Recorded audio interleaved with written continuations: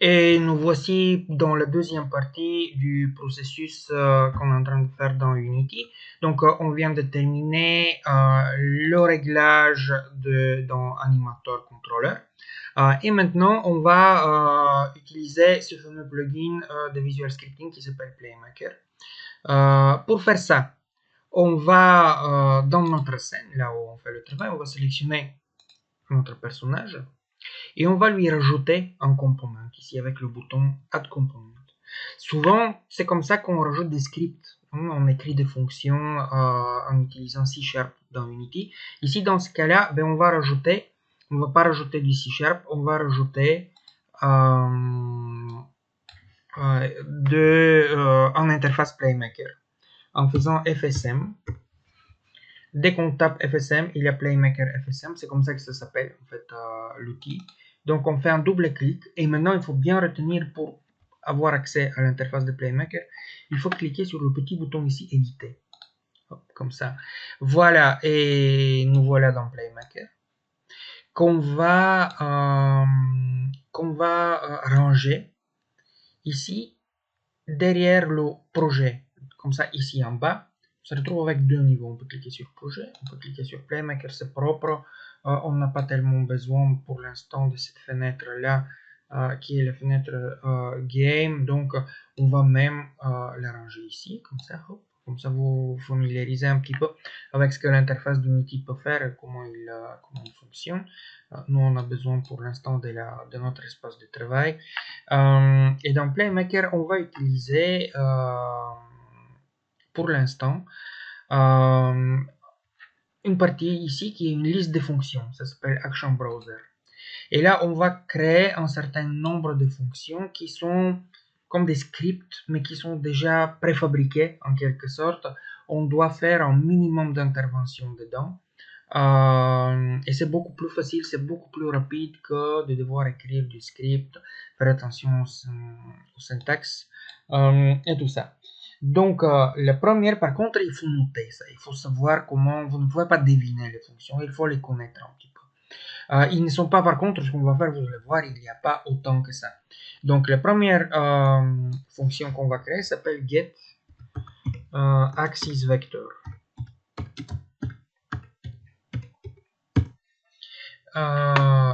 Et donc, on va double-cliquer. Elle apparaît ici, dans cette fenêtre-là. Je vais vous expliquer, je vais créer deux fonctions et après je vais vous montrer le lien entre les deux. C'est beaucoup plus aisé dans ce type de travail expliquer les choses quand ils sont en lien que de les expliquer en soi-même. Parfois, ça peut être très laborieux de le faire. Donc, horizontal axis, tout ça, on garde. Le multiplier, on garde. Tout ça, on va garder. Et ici, dans la partie relative, tout, on ne va rien faire. Par contre, dans store vector, stocker en vecteur, on va créer une nouvelle variable, encore une fois. Et cette variable, on va l'appeler input vector. Et puis, stocker la magnitude. On va encore créer une nouvelle variable et on va l'appeler FSM magnitude. Créer la variable. Évidemment, vous pouvez les appeler comme vous voulez. Vous pouvez les appeler François et Jean-Pierre. Ça ne va pas changer grand-chose. Par contre, moi, je garde scrupuleusement la nomination telle qu'elle est, comme dans les portails que je vous ai montré tout à l'heure, les deux sites, parce que comme ça, vous pouvez beaucoup plus facilement enchaîner et étendre vos connaissances. Donc, c'est pour ça qu'il y a certaines conventions qu'est-ce qui s'appelle comment, mais ça reste quand même tout à fait arbitraire évidemment. Donc voilà, c'est ça qu'il y avait à faire avec cette fonction là. Et puis on va encore une fois, si l'Action Browser était désactivé, on peut le réactiver. Les nouvelles variables qu'on a créées, ils se retrouvent ici dans l'onglet variables, voilà, on les voit. Il y a une qui est vector float, la deuxième vector 3. C'est quoi vector 3? et c'est pas vector float, mais c'est juste float et vector 3. Donc vector 3, c'est une variable qui se définit avec 3 coordonnées. Donc il y a 3 chiffres à rentrer pour ça. Donc voilà, et nous on est dans state, hein, parce que si vous avez plusieurs variables, au début vous pouvez hésiter, mais où est-ce que c'était les réglages et tout? C'est ici, c'est dans state. Et les actions, vous pouvez les garder ouvertes ou bien à tout instant vous pouvez les activer par Action Browser. Et donc la deuxième variable qu'on va appeler s'appelle set animateur float. Double clic sur la variable. Ici, la première case, on ne fait rien. Dans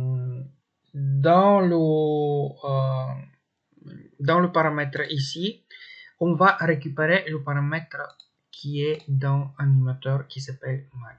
MAG. Et donc il faut qu'il soit exactement le même. Donc vous pouvez soit faire copier-coller, soit faire attention au niveau du syntaxe. Donc il faut que ce soit vraiment écrit de la même façon pour qu'il puisse faire le lien. Voilà.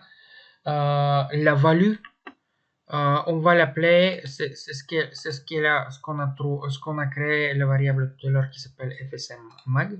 On vient de la créer, hein, ça c'est une des deux variables qui était stockée ici. Le downtime, on ne va rien faire. Et every frame, oui, ça on va cliquer. Donc on a fini.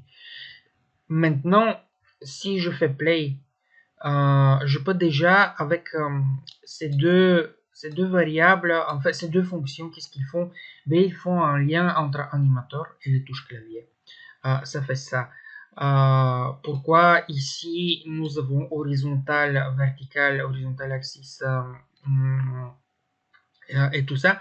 Parce que dans le menu Edit, nous avons projet setting. Et dans le projet setting, je vais le laisser là. Il y a ce qu'on appelle Input Manager. C'est ça qui gère les fonctions clavier. Et pour avoir accès à ça, il faut déplier cette petite flèche là. Du coup, il apparaissent plusieurs choses. Et puis là, il y a horizontal et vertical. Et puis il y a Fire 1, Fire 2, Fire 3, Fire 3. On va l'utiliser tout à l'heure. Ça, c'est le Shift gauche. En fait, on va activer le Shift gauche pour faire notre personnage pour qu'il puisse courir. Et donc, d'une façon très sommaire, ces fonctions-là, ben, ils font ce lien en fait entre les touches clavier, la direction du personnage. Donc, pour l'instant, avec les deux, notre personnage, il peut avancer et s'arrêter, mais il ne peut faire que ça. Donc, si je fais game, si je fais play, si tout va bien, bien sûr, si je n'ai pas oublié quelque chose. Donc maintenant, il y a sa pose fixe, son idle. Et si j'appuie sur la touche W, il marche. Si j'appuie sur la touche D ou S ou A, ben, il continue, il ne peut faire que marcher en ligne droite. Le pauvre. Pour l'instant, il n'a pas plus de répertoire que ça. On va tout de suite régler ce problème-là avec notre dernière action qui va s'appeler Smooth Look at Direction. Donc on est dans Action Browser, encore une fois on l'active ici et on va taper Smooth Look at. Vous voyez quand vous commencez à taper, il détecte tout de suite, il vous fait une proposition et c'est la bonne en double clic. Qu'est-ce qu'on a à faire ici avec cette fonction qui va justement lier les claviers A, S et D avec la direction. Et donc, en fait, ici, dans Target Direction, on va sélectionner la deuxième variable qu'on a fait qui s'appelle Input Vector, qui est une des deuxièmes. C'est la variable justement qui est vector 3, donc qui a trois directions, qui se définit par trois paramètres. Et ben avec ça, on a fini avec cette partie-là. Donc, normalement, ici, maintenant, si je fais W, ben, il peut tourner avec D, avec S et avec A. Je récupère les directions et le personnage, il est déjà contrôlable. Par contre, quand il sort de son espace, il ne tombe pas. Il ne tombe pas dans le vide parce qu'il n'a pas encore de paramètres physiques, mais c'est déjà ça. On a très bien avancé. Vous avez vu, c'est pas si compliqué que ça. Il faut juste, il y a un certain nombre de choses à apprendre un tout petit peu. Au début, quasi littéralement par cœur. Donc ici, je vais faire juste une petite parenthèse. Quand vous êtes en mode play, dans Unity, il ne faut rien toucher. Vous devez juste contempler ce qui se passe, mais pas essayer de régler des fonctions qui sont ici autour. Et pour ça, si vous voyez, mon interface devient légèrement plus foncée quand je fais play. Il devient plus foncé. Comme ça, je sais que je suis en mode play. Par défaut, ce n'est pas comme ça. Il faut régler cette fonction par soi-même. Et ça se trouve encore une fois dans Edit, Projet Setting. C'est pas Projet Setting, pardon, je suis désolé. Dans les préférences. Donc Edit, préférences, couleurs. Et dans les couleurs, il y a les couleurs de l'interface quand vous êtes ici en mode Play. Et ça s'appelle Play Mode Tint, c'est logique. Et ici, dans cette couleur en mode play, vous pouvez modifier. Donc vous pouvez faire une couleur très forte.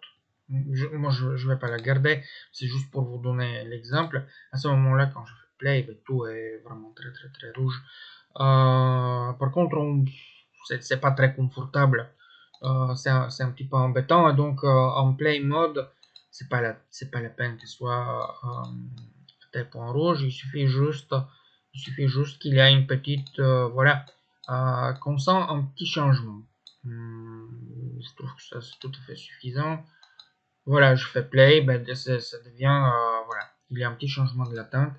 Je n'ai pas besoin de plus que ça. Je vois bien que je suis en mode play et je ne touche pas sur les paramètres de l'interface plus que ça. Donc voilà, maintenant ce qu'on va faire avant de rajouter, comme on n'est plus en play mode, maintenant on va aller dans le menu scène et on va peut-être un petit peu augmenter cette surface, ce qu'il puisse quand même gambader un tout petit peu plus loin.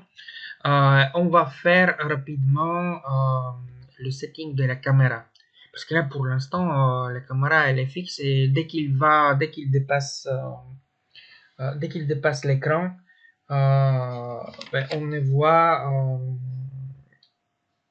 voit plus grand chose.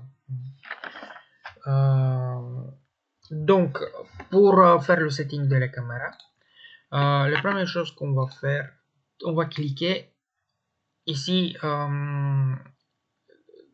le personnage et on va faire un clic droit et on va créer ce qu'on appelle un objet empty, un objet nul. C'est un objet qui ne sert que de point de direction, que de repère. C'est pour baliser quelque chose. Il peut contenir aussi d'autres objets comme une farde, en quelque sorte. Il peut être le parent d'autres objets, comme on dit. Donc, on va une fois quand il est créé, on va le renommer. Avec clic droit, on va faire rename. On va l'appeler cam follow. Et puis, on va le dupliquer. Sauf que le deuxième, on va le sortir. Ici, on va le sortir de la hiérarchie. Parce que le cam follow, ouais, quand on...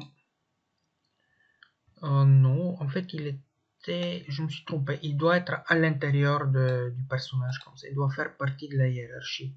En fait, comme ça, quand je plie, il est là. Quand je plie, il disparaît parce qu'il fait partie de cette boîte-là. Tandis que le deuxième, on va l'appeler CamBase.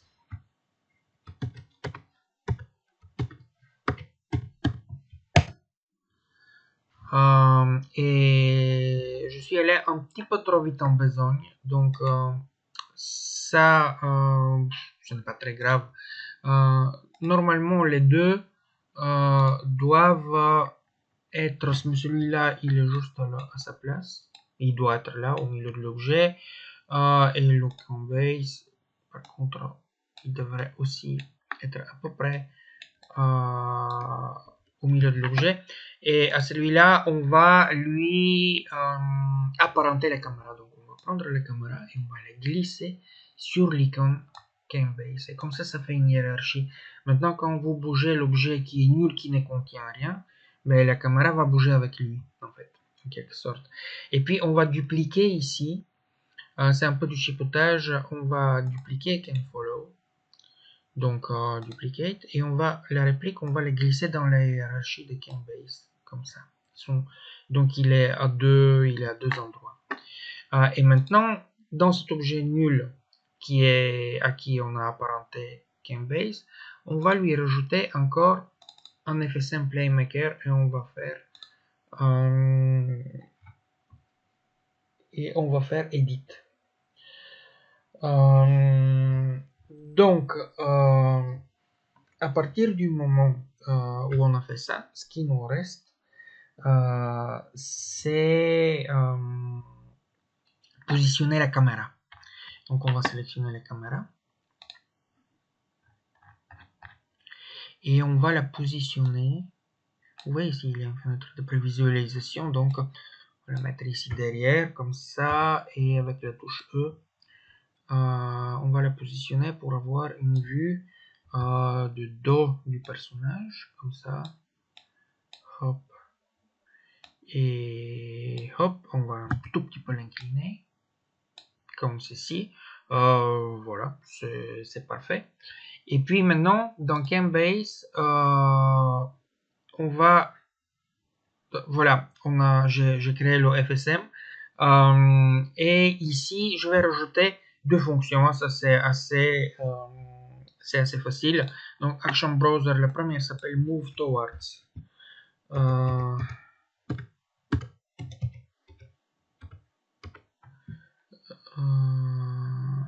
Pourquoi il ne l'a pas trouvé? Parce que je l'ai mal écrit, évidemment. Voilà, elle apparaît ici.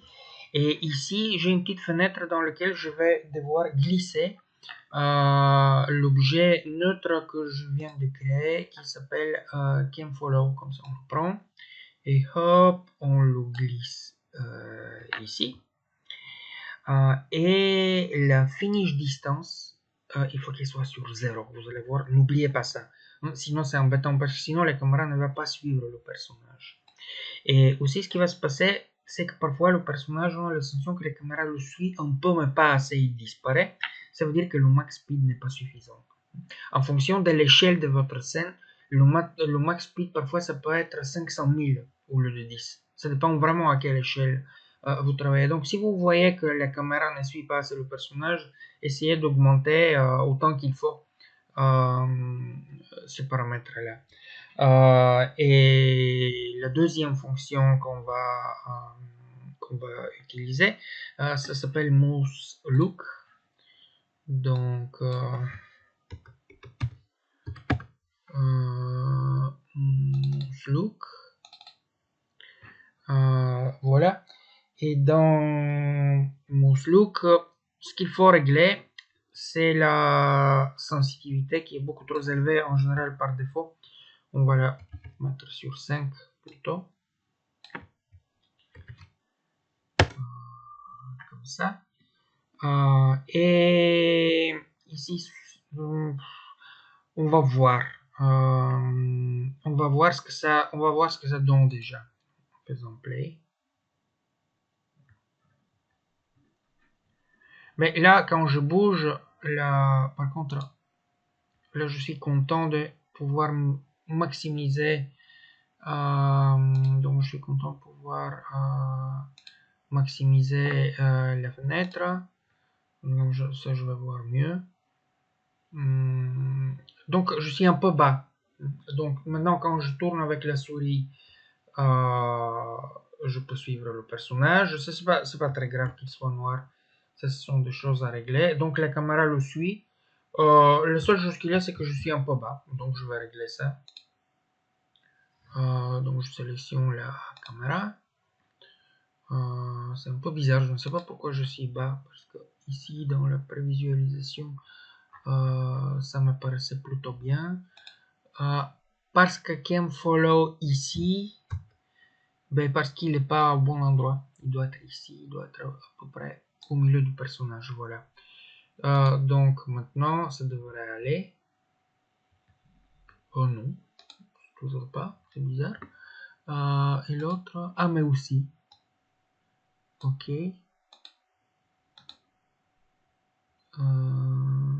Voilà, parfait. Donc, avec W, maintenant mon personnage, il marche, il peut changer de direction. Voilà, j'ai toutes les directions.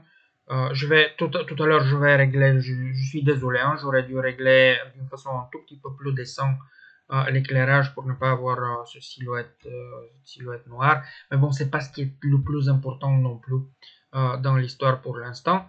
Donc, on a fait ça. Et on va rajouter juste les fonctions run pour que ce soit complet. Pour les fonctions run, on va retourner dans animateur et on va glisser à partir du projet ici l'animation run comme ça. Et puis on va créer une nouvelle variable, ça c'est très simple. Donc on va créer ici une nouvelle variable qui cette fois va être du type ball et qui va s'appeler run, je sais pas, faire plus compliqué que ça. Ici il ne faut pas cocher et là il faut que ça reste 0. Hein. Donc vous rentrez les paramètres ici dans les transitions. Et donc là aussi pareil, make transition, on le fait. Encore une fois, make transition, on fait cette transition-là. Et là, encore une fois, on va régler les deux transitions. C'est presque de la même façon, mais avec la nouvelle variable. Donc, du walking vers run, on fait un plus, mais c'est pas mag dont on a besoin. On a besoin de run. Donc, voilà, on va le faire. Et ici, le positif et négatif, ben, ça s'appelle true et false. Dans la précédente, c'était greater et less, tandis qu'ici, c'est true et false. Donc là, c'est true dans une direction, ben, ça va être false dans l'autre. Tout simplement, ici, il n'y a pas d'autres paramètres à mettre, il n'y a pas de chiffre. Et donc, dans l'autre sens, on va encore une fois appeler pas mag, mais run. On va le choisir dans la liste déroulante. Et puis, on va juste la mettre sur false. Et pour les deux transitions, on va découcher as exit time. Et c'est tout dans la partie animateur contrôleur. Par contre, il va falloir dans Playmaker. Ici, ici on va prendre ce state, ça s'appelle, et on va le dupliquer. Donc, on va faire copier. Comme ça, on copie toutes les fonctions. Et on fait coller en faisant bien attention de ne pas écraser. Donc, on va faire paste. Mais on ne veut pas remplacer le state 1. Donc, on fait non. Et comme ça, il va le nommer state 2. Maintenant, on a deux états dans lesquels il y a les mêmes fonctions. Et pourquoi? Pour gagner du temps, parce que plus que la moitié sont les mêmes, mais pas tous. Par exemple, ici, comme ça va régler le run, on n'a pas besoin de cet animateur float parce que float c'était la variable mag qui est en rapport avec walking. Donc ici on fait un clic droit et on fait remove l'action et puis on on peut presque deviner, il va s'appeler cet animateur bool parce qu'ici la fonction elle est la variable de type boolean. Donc action browser et on fait set animateur, il nous le propose tout de suite, cet animateur bool. Qu'est-ce qu'on a à régler dans dans cet animateur bool, mais il faut rentrer le nom, en fait, le paramètre qui est run, qui vient d'ici, encore une fois, c'est celui-là. Donc il faut qu'il soit écrit exactement de la même façon. Donc on fait R, Enter pour confirmer. Every frame, on n'a pas rentré quelque chose dans la value. En fait, si on doit cocher la value, voilà, j'ai pas été très attentif. Donc ici, on va cocher la value, mais par contre, on va copier cette fonction-là. Donc on va faire copy, et puis on va faire paste dans state 1. Donc ici, pourquoi il ne me propose pas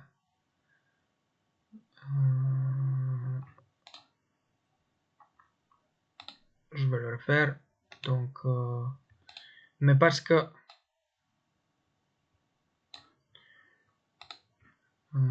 pardon, donc cet animateur bool copy.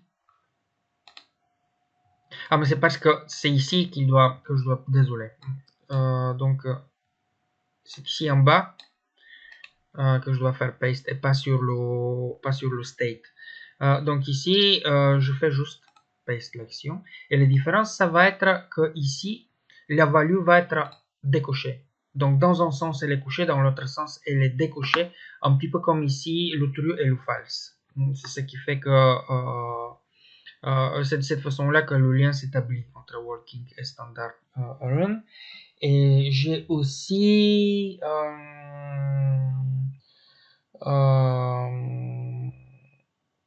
dans state 1 maintenant, je dois choisir avec quel bouton on va activer le run, en fait.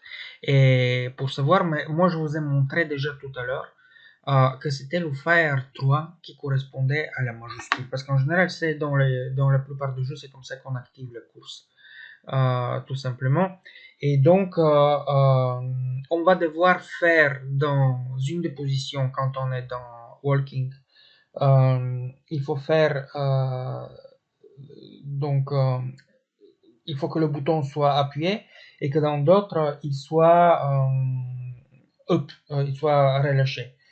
Donc dans la première, dans state 1, on va faire ici get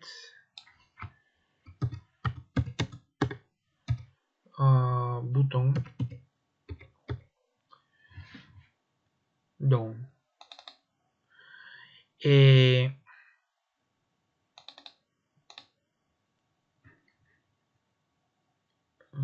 je clique 2 fois, donc je dois effacer une parce que voilà, une ça suffit. Mais par contre, par défaut, il est sur Fire 1. C'est pas le clavier qu'il nous faut. Et donc, on va modifier le 1 avec un 3. Et comme ça, on est avec le shift gauche. Pour créer, pour faire send event, là, on va à ce moment-là faire un nouveau event qu'on va appeler run. De la même façon. C'est à peu près ça. Et dans state 2, mais là ça va être set bouton, get bouton up, logiquement. Donc on clique sur state 2, tout, et ici voilà, on va activer la fonction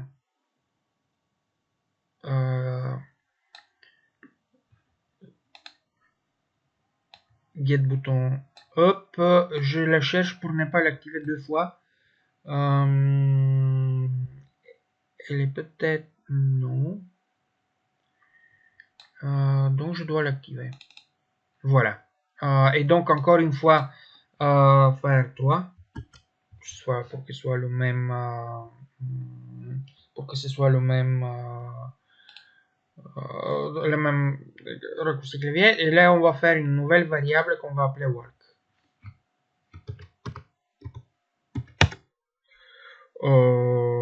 Et ben, c'est à peu près ça. C'est à peu près ça. On va voir dans quelle mesure ça fonctionne. Il suffit juste qu'on a oublié une petite coche, quelque chose comme ça.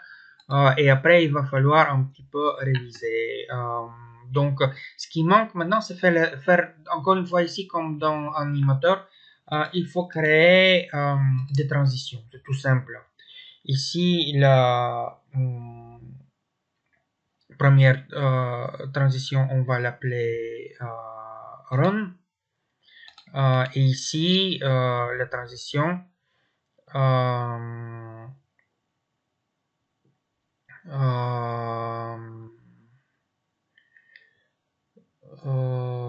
va l'appeler walk tout simplement. Donc,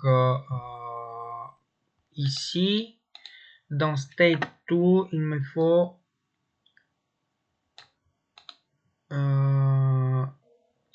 un nouveau événement que je dois appeler walk. Voilà. Et là, quand je fais la transition, je fais walk comme ça. Et puis, je fais deux flèches croisées de cette façon-là. Et on va voir dans quelle mesure ça a fonctionné. Donc, je fais play. La caméra fonctionne. Ça fonctionne. Ça fonctionne. Et la course fonctionne. Donc, tout est parfait. Ben voilà. Donc, tous les éléments, tout a fonctionné correctement. Je vais arrêter la vidéo ici et on va se revoir sur le prochain volet qui est beaucoup plus ludique et beaucoup plus agréable. C'est juste créer un joli décor, emporter des rochers, faire des textures et s'occuper surtout de l'aspect visuel pour bien terminer le travail. À très bientôt!